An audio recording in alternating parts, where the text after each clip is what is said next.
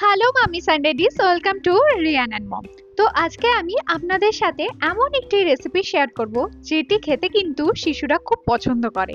তাছাড়া শিশুদের brain development ভালো হবে, হাড় শক্ত হবে, আর শিশুরা খাবেও কিন্তু মজা করে। অনেক সময় শিশুরা চকলেট খেতে চায়, কিন্তু আমরা বাচ্চাদের চকলেট দিই না।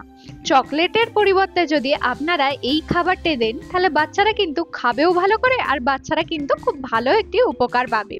আজকের রেসিপিটি হলো ড্রাই ফ্রুটসের নাড়ু বা লাড্ডু। এই খাবারটি কিন্তু বাচ্চাদের জন্য খুবই ভালো, তাছাড়া বড়রা চাইলেও কিন্তু খেতে পারেন। তো রেসিপিটি বানানোর জন্য আমি এখানে নিয়ে নিয়েছি সমস্ত রকমের ড্রাই ফ্রুটস। আমি এখানে নিয়েছি আলমন্ড, কাজু, খেজুর, চীনা বাদাম বা পিনাট, আর নিয়েছি কিশমিশ, আর নিয়েছি পিস্তা। আমার বাড়িতে ওয়ালনাট ছিল না, তাই জন্য আমি ওয়ালনাট নিয়ে আপনারা চাইলে নিতে পারেন। প্রথমে কড়াইটিকে ভালো করে গরম করে নিয়েছি, আর এখানে আমি 1 চামচ ঘি দিয়ে দিচ্ছি। আপনারা আপনাদের পরিমাণ মতন ঘি দেবেন, তবে খুব বেশি ঘি দেবেন না। খুব বেশি ঘি দেওয়া হলে লাড্ডু কিন্তু তৈলাক্ত হয়ে যাবে। ঘি কিন্তু শিশুদের জন্য খুবই ভালো, শিশুদের ওজন বৃদ্ধি করতে সাহায্য করে থাকে, তাছাড়া ব্রেন ডেভেলপমেন্ট হতেও সাহায্য করে থাকে। কড়াইয়ে ঘি দেওয়ার পরে হালকা গরম হয়ে গেলে আস্তে আস্তে আমি সমস্ত ড্রাই ফ্রুটস দিয়ে দিচ্ছি। প্রথমে দিয়ে দিলাম আলমন্ড, তারপরে কাজু, খেজুর, কিশমিশ সমস্ত একে একে করে দিয়ে দেবো। শিশুদের জন্য পিনাট বা চীনা বাদামও কিন্তু খুবই উপকারী। এর মধ্যে আছে কিছু গুড ফ্যাট, যেটা শিশুদের শরীরের জন্য ভালো। তাছাড়া আমরা সবাই জানি ড্রাই ফ্রুটস কিন্তু শিশুদের বুদ্ধির বিকাশ ঘটাতে সাহায্য করে।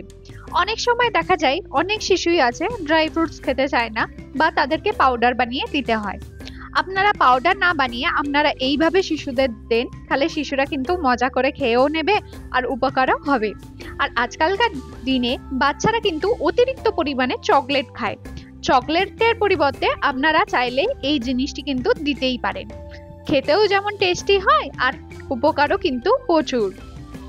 তো ড্রাই ফ্রুটস গুলোকে ভালোভাবে রোস্ট করে নিচ্ছি। হালকা বাদামগুলো লাল লাল হয়ে গেলে গ্যাসের ফ্লেম বন্ধ করে দিলাম। তারপরে ঠান্ডা করার পরে আমি এগুলোকে মিক্সি গ্রাইন্ডারে গ্রাইন্ড করে নেব। এদিকে আমি খেজুরের বীজগুলোকে ছাড়িয়ে নিয়েছি, আর মিক্সির মধ্যে দিয়ে দিলাম খেজুরকে, আর খুব ভালোভাবে কিন্তু গ্রাইন্ড করে নিতে হবে। গ্রাইন্ড করার সময় দেখতে হবে যেন কোনো বড় দানা না থাকে। এবারে গ্রাইন্ড করার পরে আমি এখানে নিয়ে নিয়েছি 1 চামচ মতন গুড়। এখানে আমি নিয়ে নিয়েছি আখের গুড়। গুড় কিন্তু শিশুদের জন্য ভালো, এখানে কিন্তু চিনি ইউজ করা যাবে না। গুড় দিয়ে আমি ড্রাই ফ্রুটসটাকে ভালোভাবে মেখে নিচ্ছি, যাতে আমার গোল্লা বানাতে সুবিধা হয়। গুড় দেওয়াতে কিন্তু ইজিলি গোল্লা তৈরি হয়ে যাবে। তাছাড়া এখানে যেহেতু আমি ডেটস বা খেজুর দিয়েছি, সেই জন্য এমনি কিন্তু তৈরি হয়ে যাচ্ছে। এর মধ্যে ভুলেও কিন্তু আপনারা চিনি দেবেন না। চিনি কিন্তু শিশুদের শরীরের জন্য ও মানসিক বিকাশের জন্য খুবই ক্ষতিকারক। আমার চ্যানেলে চিনি নিয়ে একটি ভিডিও দেওয়া আছে, আপনারা চাইলে চেক করে নিতে পারেন। তো ভালোভাবে গুড়টাকে মেশানোর পরে আমি নাড়ুর আকৃতিতে এটিকে বানিয়ে নিচ্ছি। যেমন নাড়ু হয় ঠিক ওই রকম বানাতে হবে। দিনে কিন্তু শিশুকে একটি করেই দেবেন, বেশি দেবেন না। দিনে একটি করেই লাড্ডু দেবেন, তার বেশি কিন্তু দেবেন না। কারণ ড্রাই ফ্রুটস শরীরের জন্য যতটা ভালো, বেশি খেলে কিন্তু ক্ষতিই করে। চকলেটের পরিবর্তে শিশুকে আজ থেকে হাতে এই ড্রাই ফ্রুটসের লাড্ডু দিয়ে দিন। দেখুন আপনার শিশু আনন্দের সঙ্গে খেয়ে নেবে। এটিকে আপনারা 7 দিন মতন এয়ারটাইট কন্টেনারে স্টক করে রাখতে পারেন।